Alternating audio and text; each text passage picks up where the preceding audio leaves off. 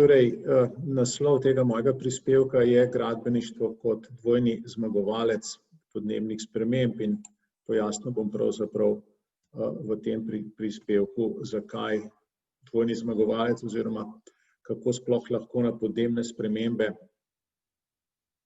ki so grožnja, ob katerih smo vsi zaskrbljeni, kako si sploh drznemo razmišljati o tem, da je pa lahko nekdo v tem kontekstu zmagovalec nečesa. Zdaj, povsem gotovo je, da se planet segreva. Tisti, ki včasih, ko je mraz ali pa vroče, postrežejo s kakšnimi anekdotičnimi podatki, bi morali zaupati takim kartam, ki jih je izračunala NASA, oziroma bi morali pogledati, kaj se dogaja z ledeniki, kaj se dogaja z gozdno mejo. Gozdna meja se pomika navzgor, kar pomeni, da je topleje, ledeniki se topijo, kar pomeni, da je topleje, in če se taka gmota ledu, kot je ledenik, topi, je to zelo lep pokazatelj nekega dogajanja skozi neko dolgo časovno obdobje, ne pa, da je en vikend vroč ali pa mrzel ali pa kaj podobnega. Povsem sigurno je tudi, da izpusti naraščajo, tale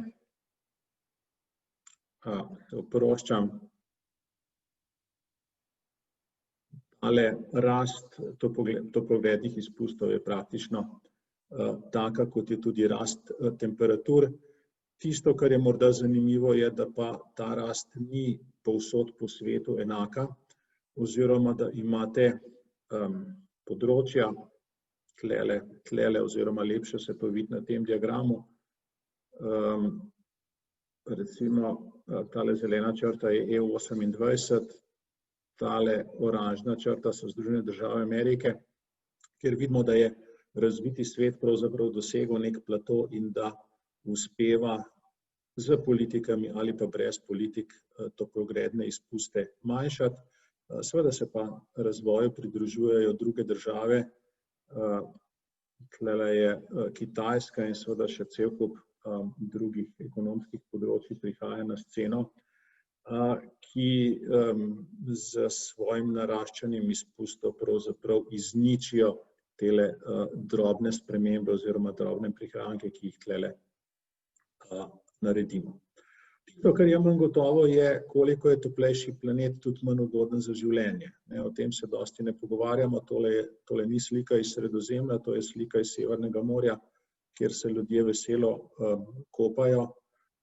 Cela področja Rusije, Kanade, torej ta zemeljska masa ima na severni hemisferi pravzaprav še veliko rodovitne zemlje, v razmeroma mrzli Kanadi in Sibiriji vse to postaja na nek način bolj odprto za življenje, ampak vse to nas niti toliko ne zanima. Tudi je negotovo, kam usmeriti omejene razvojne investicijske vire, namreč vsi bi radi v zvezi z okoljem nekaj naredili, ni pa to edini problem, ki ga človeštvo ima.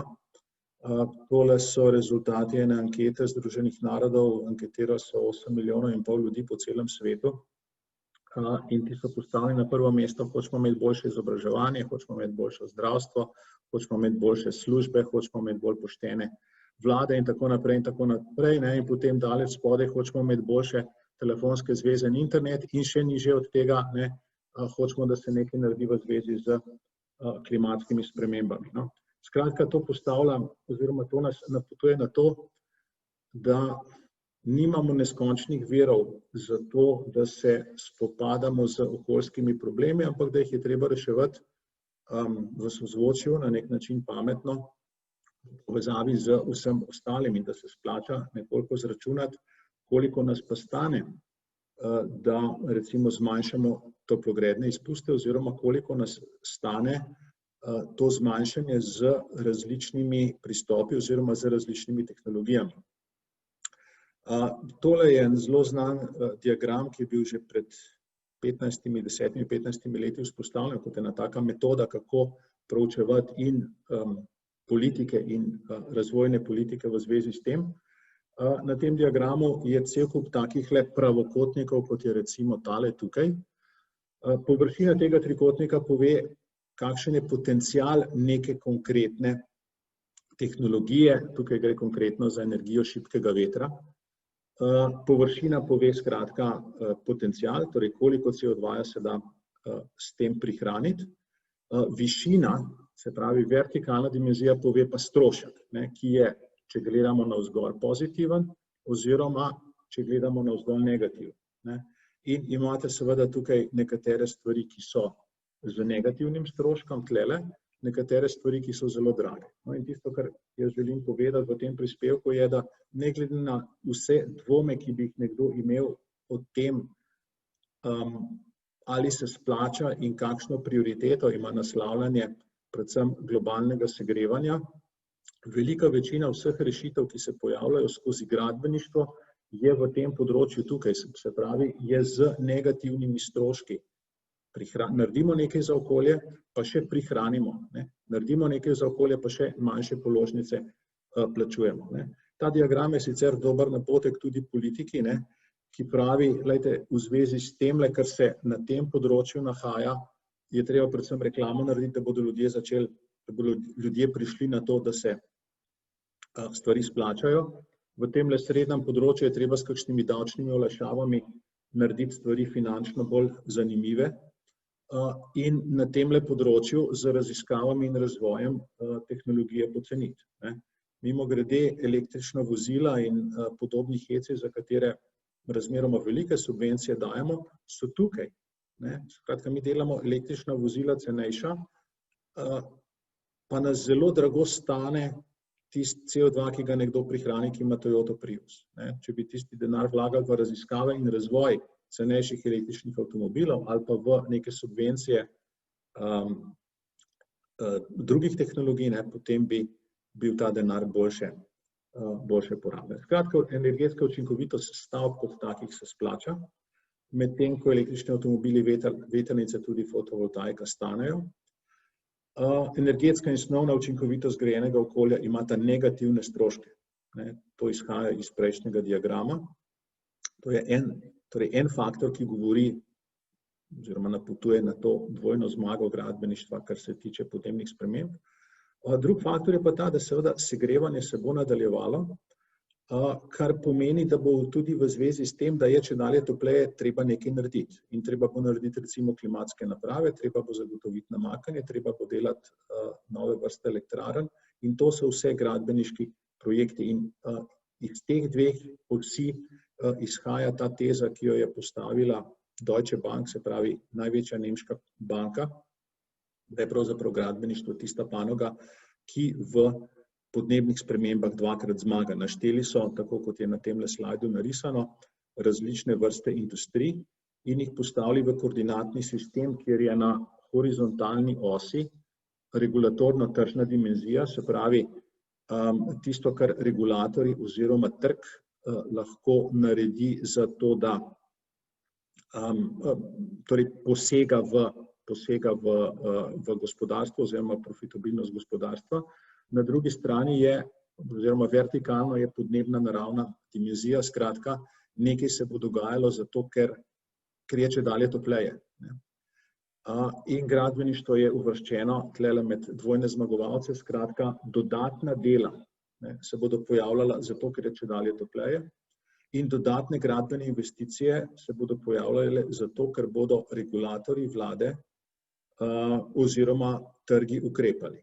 Regulatorji, ker bodo zahtevali, večjo osnovno učinkovitost, oziroma trgi, ker se bo splačala večja energetska učinkovitost. Vidite, da recimo promet je pa dvojni poraženec, regulatorno tržni in do neke mere tudi podnebno naravni. Zdaj, politike seveda gredo v to smer, tudi ne moremo reči, da smo pri tem povsem neuspešni. Tiste politike, ki so bile postavljene v prejšnjem desetletju, takrat je bila neka zaveza 5x20, torej do leta 2020, to sta 2020 zmanjšati emisije toplogrednih plinov za 20%, zmanjšati porabo energije na splošno za 20%, pridobiti 20% energije iz obnovljivih virov v Evropski uniji. Vse te zaveze je Evropska unija dosegla, tako da lahko rečemo, da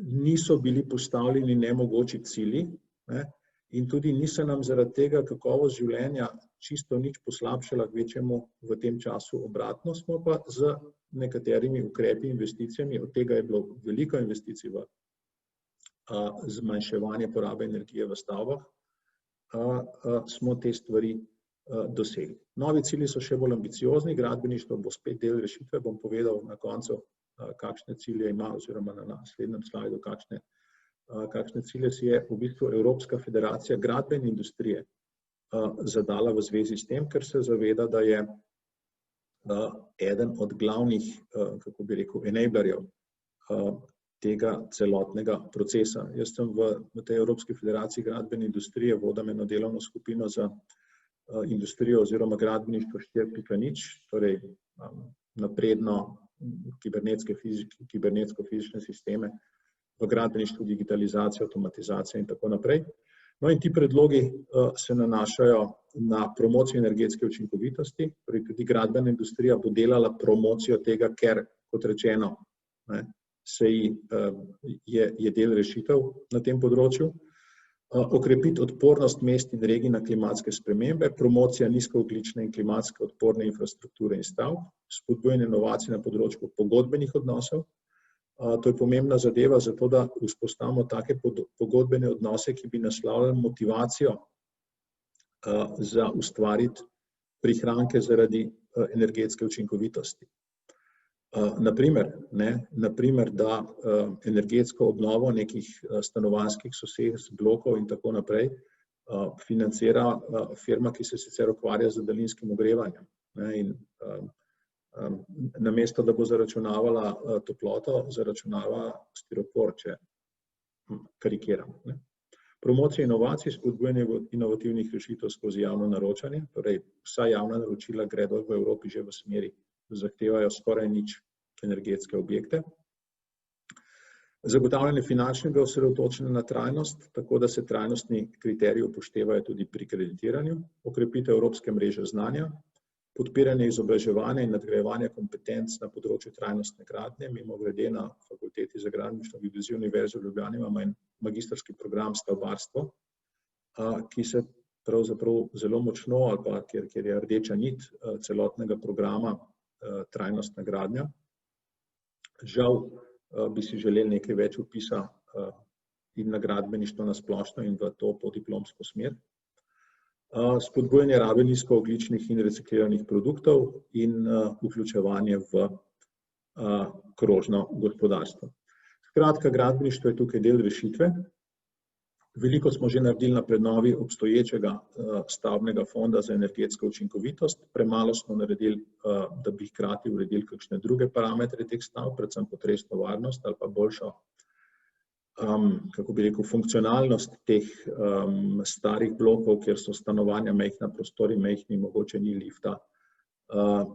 So pa seveda te investicije, vsaj z obstoječimi tehnologijami, bolj zahtevne, kot pa samo nalimati na fasado izolacijo in pa zamenjati morda okna.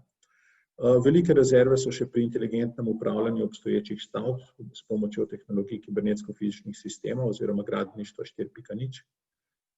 Prihajamo v obdobje, kjer bo vsaka stvar, ki ima stikalo, ki ima ventil, ki se jo da nekako kontrolirati, da se jo bo kontroliralo računalniško, mrežno po internetu. Predstavljajte si, da vsaka pečka, vsaka klima naprava, vsak ventil na radiatorju, da se lahko inteligentno odpira in zapira. Jaz sem si za hec prinesel v svojo pisarno en tak inteligenten termometer, ki mi po Bluetoothu potem pove, kaj se dogaja. In odkrito povedano opažam premajhna nihanja v temperaturi, ki je v tem prostoru v trenutku, ko sem jaz tukaj ali pa ko me ni. Recimo vikendi ali pa čez noč in podobno. Osnovni energetski učinkovitosti so govorili že moji predgovorniki in verjamem, mislim, da je tudi še nekaj predavanj na to temo.